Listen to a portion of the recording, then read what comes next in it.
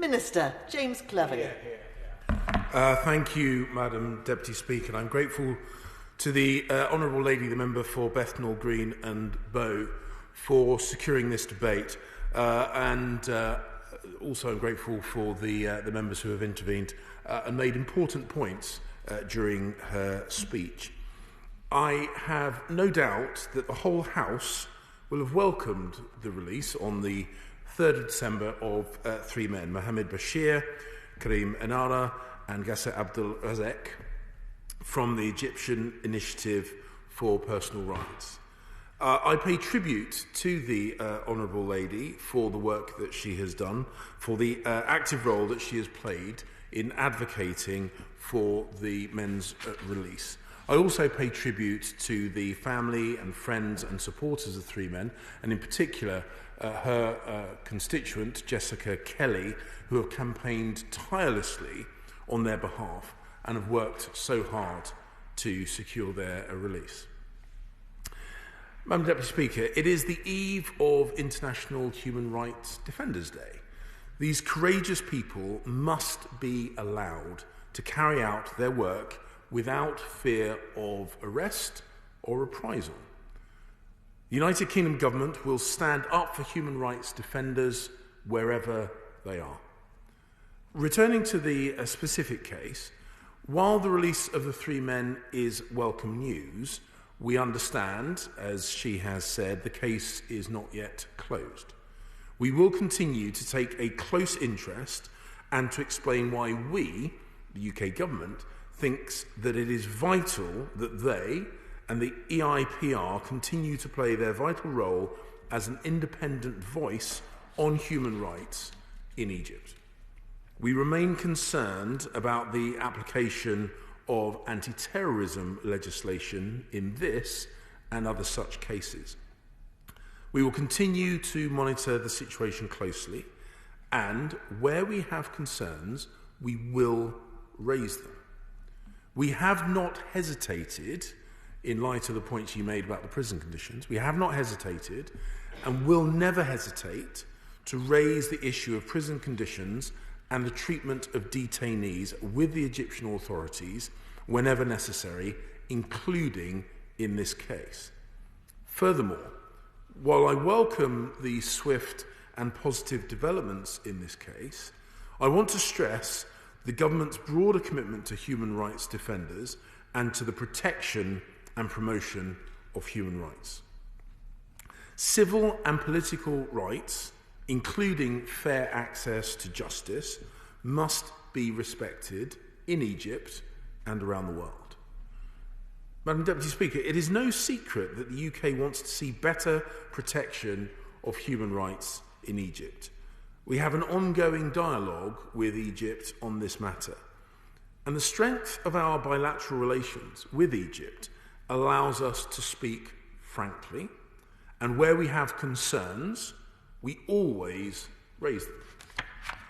We work closely with Egypt at ministerial and official level on a range of bilateral priorities, including trade and economic development, tourism, education, and cultural cooperation.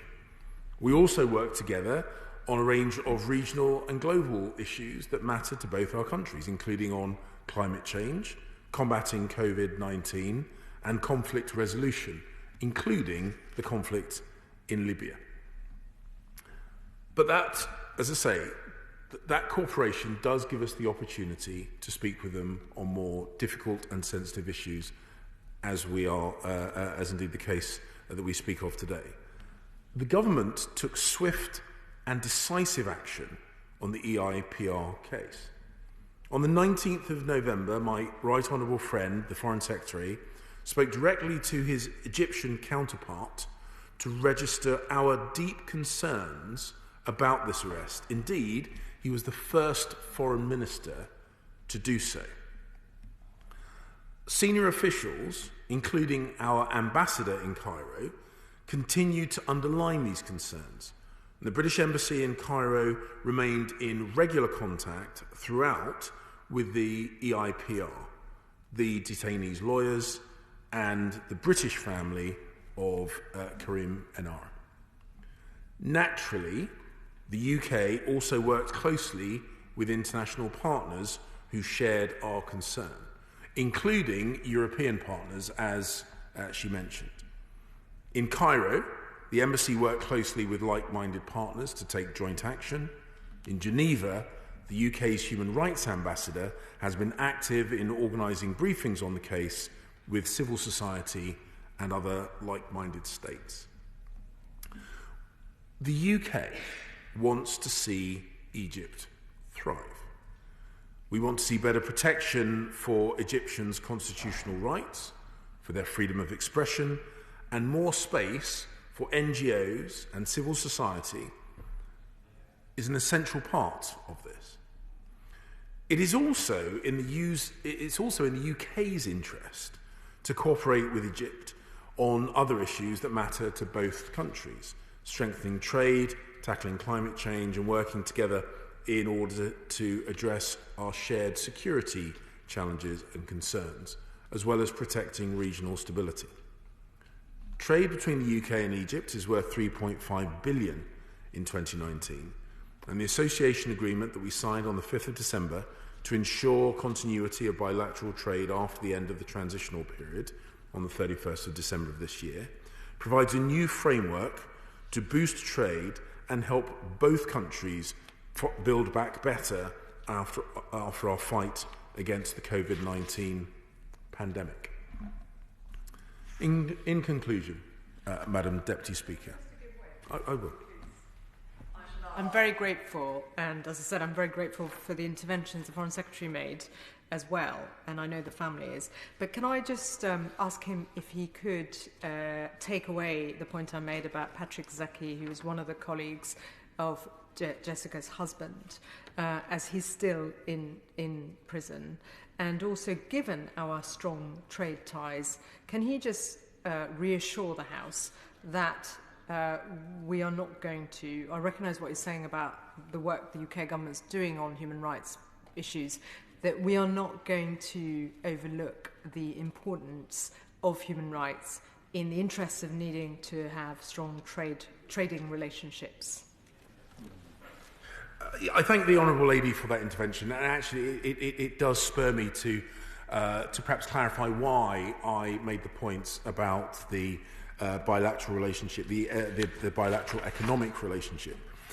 Because whilst making representations to the Egyptian authorities about the cases that she raised, we were simultaneously working towards this closer economic partnership. And the point that I was hoping to put across is that we do not regard these as mutually exclusive. We can work closely with international partners, including our partnership with Egypt, while simultaneously raising our concerns about human rights and the individuals that have been incarcerated. And the two go hand in hand rather than being in contradiction to each other. We will continue to advocate, and I am concerned, as she has raised, I'm concerned about the reports that Karim appears not to have been allowed to leave the country and be reunited with his wife. Human rights defenders, as I say, make an essential contribution, and they're important. And we will continue to call on the Egyptian authorities to allow him to be able to conduct his work and his life unimpeded, and therefore the government is totally committed to taking action to promote and protect human rights. Wherever and whenever we have concerns, we will raise them. Everywhere in the world, human rights defenders should be able to carry out their work without fear of arrest or reprisal. And we welcome the release of Mohamed Bashir, Karim Enara, and Gaza Abdul Razik from the Egyptian Initiative for Personal Rights, and expect them to be able to go unmolested from now on. And we will continue to have regular and frank discussions with the government of Egypt on human rights issues.